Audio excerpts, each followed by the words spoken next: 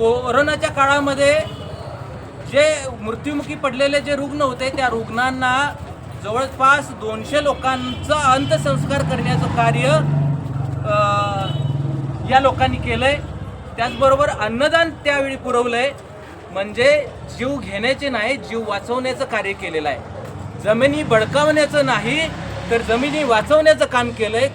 कोणाच्या अंगावर जाण्याचं नाही, त्यांचं संरक्षण करण्याचं काम या तीर्थक्षेत्र विकास आघाडीच्या लोकांनी केलेलं आहे। सत्ता कशी राबवावी हे या सर्वांना माहिती आहे। सर्वजण आदरणीय माजी आमदार राजेंद्रांना देशमुख या पॅनलच्या सोबत आहेत, आदरणीय आनंदराव बापू सोबत आहेत, प्रदीर्घ अनुभव असलेली लोक या आघाडीच्या सोबत आहेत। या आघाडीचा निश्चितपणे विजय आहे एवढं नक्की आहे।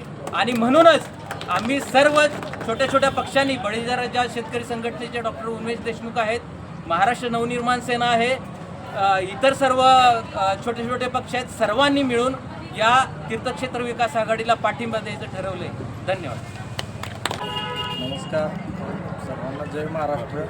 आत्ता सध्या चालू असलेल्या आटपाडी नगरपंचायतच्या रणधुमाळीमध्ये तीर्थक्षेत्र विकास आघाडीचे उमेदवार सौरभभाई पाटील नगराध्यक्षपदाचे व त्यांच्या समेत असणारे 17 उमेदवार व या तीर्थक्षेत्र विकास आघाडीला आपल्या आटपाडी तालुक्याचे ज्येष्ठ नेते माजी आमदार राजेंद्रांना देशमुख, काँग्रेसचे आपले पाटील सर व या सर्व जाणकार मंडळीने जो हा तिसरा पर्याय आटपाडीकरांना काढला आहे, त्यासाठी माझी आटपाडीकरांना एक विनंती आहे, जोर जोर मावस भाव मिळून सारे खाव यांना साईडला ठेवून लोकांच्या बरोबर राहून लोकांचं काम करणाऱ्या या आघाडीला आपण भरघोस मतांनी आशीर्वाद द्यावा व आपल्या सेवेसाठी नगराध्यक्षपदाचा थेट उमेदवार सौरभभाई पाटील व त्यांच्याबरोबर असणारे नगरसेवक पदाचे 17 उमेदवार यांना आपलं मतरूपी आशीर्वाद द्यावा व पुन्हा एकदा आटपाडीच्या विकासाला स्वर्गीय रामभाऊ पाटील यांच्या मार्गदर्शनाखाली जो विकास त्यावेळी पण चालताना आताही या वारसा पुढे चालवत विकास होईल,